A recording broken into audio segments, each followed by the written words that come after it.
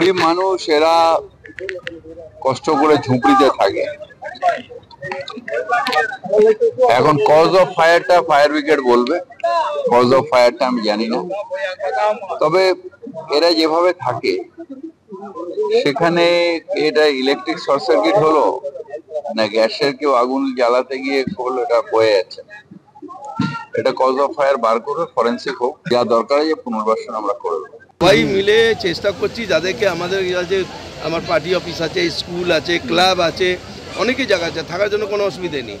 বিষয় আছে কি আমরা এইখানকার যারা ঝুপড়িতে বসবাস করে তাদের কোনো ক্ষয়ক্ষতি হয়নি, তাদের সম্পত্তি পুড়ে গেছে, পুড়ে ছাই হয়ে গেছে, ঘর পুড়ে গেছে, সম্পত্তি পুড়ে গেছে। কিভাবে আগুন লাগলো কিছু জানা গেছে? একটা ইলেকট্রিক্যাল ওই সিএসসি ডিপি বক্স আছে, সেইখান থেকেই একটা হিট করে পাংচার হয়েছে বোধহয়। এই যে ছবি আপনারা দেখতে পাচ্ছেন, সন্ধ্যে 7টা নাগাদ আগুন লাগে পরিত্যক্ত 1 নম্বর কেপিটি কোয়ার্টার্সে। পুড়ে ছাই হয়ে গিয়েছে 25টি ঝুপড়ি। 6টি ইঞ্জিন দমকলের ঘটনাস্থলে গিয়ে পরিস্থিতি নিয়ন্ত্রণে আনে। কিন্তু এই যে ছবি আপনারা দেখতে পাচ্ছেন যে একেবারে যা কিছু ছিল সর্বস্ব খুইয়েছেন, কার্যত ধ্বংসস্তূপে পরিণত হয়ে গিয়েছে এই কেপিটি কোয়ার্টার্সের 25টি ঝুপড়ি।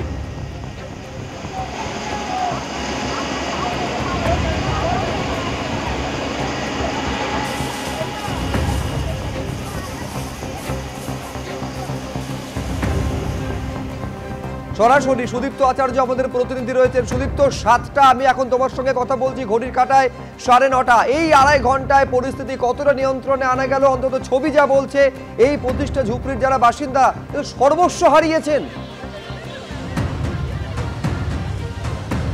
একদমই আগুন কিন্তু নিয়ন্ত্রণে, কিন্তু তারা কিন্তু যারা এখানকার বাসিন্দা তারা কিন্তু আর কিছু ফেরত পাবেন না, কারণ আগুনের দাবদাহে সম্পূর্ণ কিন্তু ভস্মীভূত হয়ে গেছে এখানকার বসতি। কলকাতা পোর্ট ট্রাস্টের পরিত্যক্ত কোয়ার্টার এবং তার মাঝেই কিন্তু বছরের পর বছর এই প্রায় 25টা বস্তি ছিল এবং যারা স্থানীয় বাসিন্দারা তারা বলছেন যে প্রধানত কিন্তু বেড়ার ঘর এবং উপরে প্লাস্টিক এবং বেড়ার চাল ছিল। এবং আমার সহকর্মী রোজারিও যে জায়গাটা ছবি দেখাচ্ছে, এখন দমকল কর্মীরা কাজ করছেন গাছের নিচের এই জায়গাটাই কিন্তু প্রথম আগুন লাগে বলে স্থানীয় বাসিন্দারা বলছেন।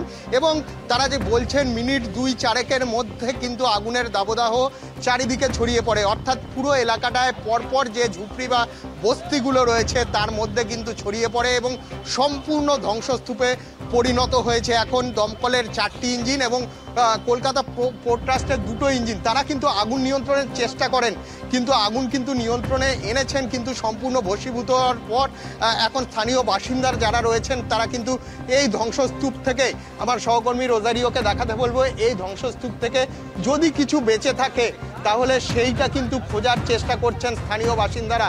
তবে আমরা যে ছবি দেখছি, গৃহস্থালির যে জিনিসপত্র রয়েছে সম্পূর্ণ কিন্তু ভস্মীভূত এবং স্থানীয় বাসিন্দারা তারা কিন্তু বারবার বলছেন যে তাদের কাগজপত্র থেকে শুরু করে টাকা পয়সা, এমনকি পরীক্ষার্থীদের অ্যাডমিট কার্ড, সমস্ত কিছু কিন্তু তারা হারিয়েছেন। কলকাতার মেয়র ফিরহাদ হাকিম ঘটনাস্থলে এসেছিলেন এবং তিনি প্রতিশ্রুতি দিয়েছেন এখানকার বাসিন্দাদের পাশে থাকার জন্য। আমি স্থানীয় একজন বাসিন্দার সঙ্গে কথা বলে নেব। কিভাবে আগুন লেগেছে দিদি? দেখুন আগুনটা কি করে লেগেছে আমরা জানি না, আমরা ঘর থেকে বার হলাম, পাশে বাড়ি আগুন লেগেছে, ওইখান থেকে নিবাতে পাশে সব ধরে নিয়েছে। 2 মিনিট মানে মৌকা দেয়নি আমরা জিনিসগুলো সরাবো, সব তো দরমার ঘর, ইটের ঘর নাকি বাঁচবে সব। কত ঘর ক্ষতিগ্রস্ত হয়েছে? এইটা আপনার কথা, তাও এখানে 20-25টা ঝুপড়ি হবে, পেছন থেকে এখান থেকে এখানে পুরো ঘর আছে, সব 20-25টা হবে। আপনাদের তো অনেক ক্ষতি হয়ে গেল, প্রশাসন কিছু প্রতিশ্রুতি দিয়েছে আপনাদের পাশে থাকা? হ্যাঁ দিয়েছে, হ্যাঁ দিয়েছে, এসছিলেন, বলেছেন আমি তোমার যা ক্ষতি হয়েছে আমি তোমাদের সঙ্গে আছি। আমি টাকা পয়সা, গয়নাগাটি, কাগজপত্র সব কিছুই বাঁচিনি, একটা চা খাওয়ার কপ পর্যন্তও বাঁচিনি। আর আমরা কি বলবো, আমরা যে যেমন পড়েছি সেই রকমই অবস্থাতে আছি। পরীক্ষার্থী রয়েছে তো, মাধ্যমিক উচ্চ মাধ্যমিক আজ থেকেই তো শুরু। একটা ছেলের লাস্ট ইয়ার, একটা মেয়ের উচ্চ মাধ্যমিক পরীক্ষা আজ থেকেই তো সবে শুরু হয়েছে। কিভাবে লেগেছে আগুন কিছু বোঝা যাচ্ছে? কিচ্ছুই বোঝা যায়নি। আগে প্রথম ওই জায়গাটা লেগেছিল গাছের কাছে, ওই যে ধোঁয়া বেরোচ্ছে সেখান থেকে। তখন কি মানুষ ছিল?